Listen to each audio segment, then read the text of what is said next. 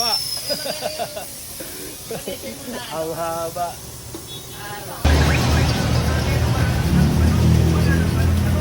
Yun mga ka-idolo, nandito tayo sa vulcanizing. Yung service natin. Nabutas ng screw. Ay nako. Ilang beses na kasi ako nagdadagdag ng hangin eh. Ayan guys, ang salarin. Boss, asan yung ano natin dyan? Yung screw.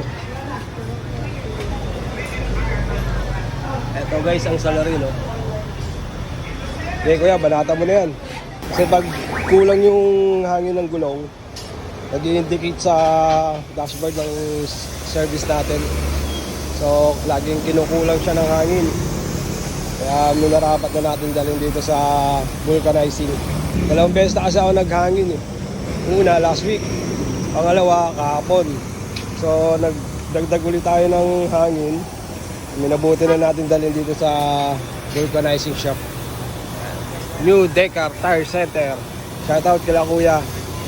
Suki ako rito, dito lagi tayo nagpapagawa ng gulong o bibili tayo ng tubig ng baterya. Marami silang brand ng goma, ayan. Yokohama, Goodyear, tsaka Westlake. Tapos may mga wheel balancing sila rito, nagme-mechanical sila pang under chassis.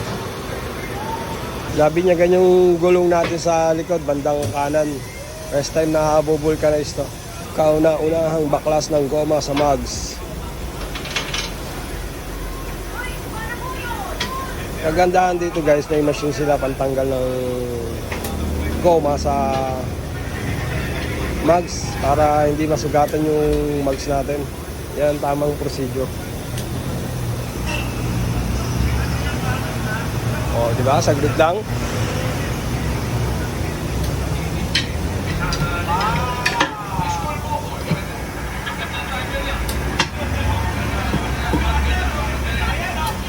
O, tanggal na. May tamang gamit, madali lang mabaklas yan. Ayan, sariwang-sariwa pa yung mugs natin. Binaklas na ang may kasalanan.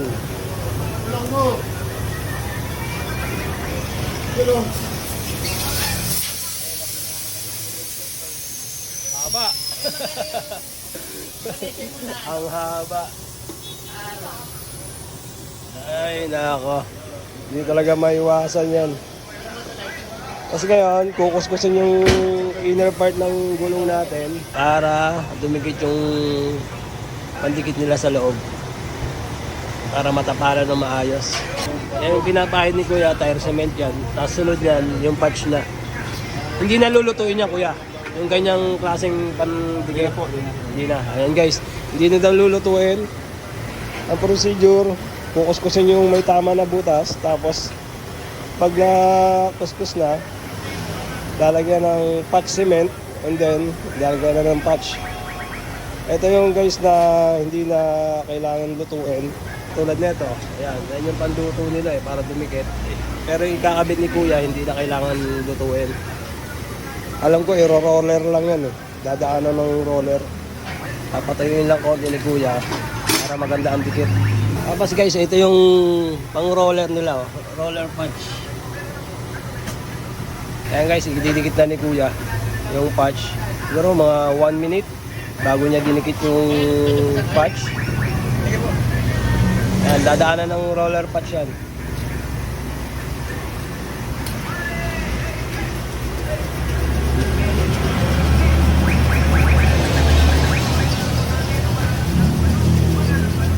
Okay.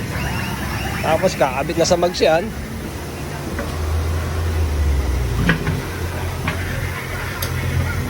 Kabisado ni Kuya yung paggawa.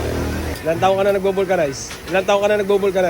1990 po sir. 1994, kaya pala sisiw lang sa'yo yung gawa mo na yan eh.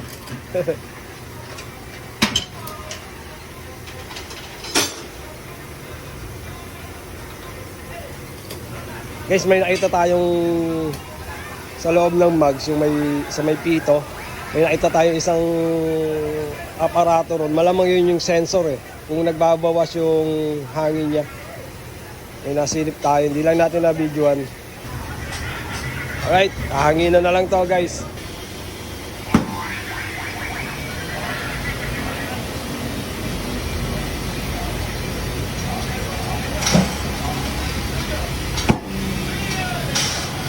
Saglit lang. Walang 30 minutes. Ano tire pressure niya kuya? 36 o 36. 36. Yan guys. 36 PSI ang hangin natin dito. Lahat naman na yun, apat na galon, 36. Kasi yun yung naka-indicate dun sa manual. 36 PSI. Mga idolo, ugaliin natin mag-check lagi ng tire pressure.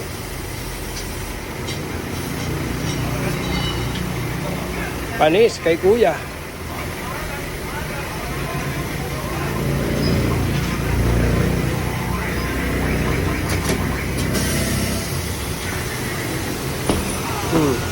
Naging bola pa.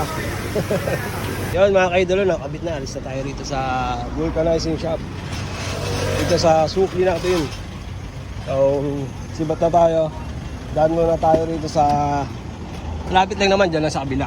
Bibili tayo ng tornilyo na stainless. Dito naman sa... Ano niya? Plate number. Kasi kinakalawang yung mga tornilyo niya eh. Bili tayo ng 4 na piraso. Tapos bilan na rin natin si tanggol ng tornilyo na may kinakalawang. Doon sa mini driving light, yung tornilyo niya kinakalawang. Okay.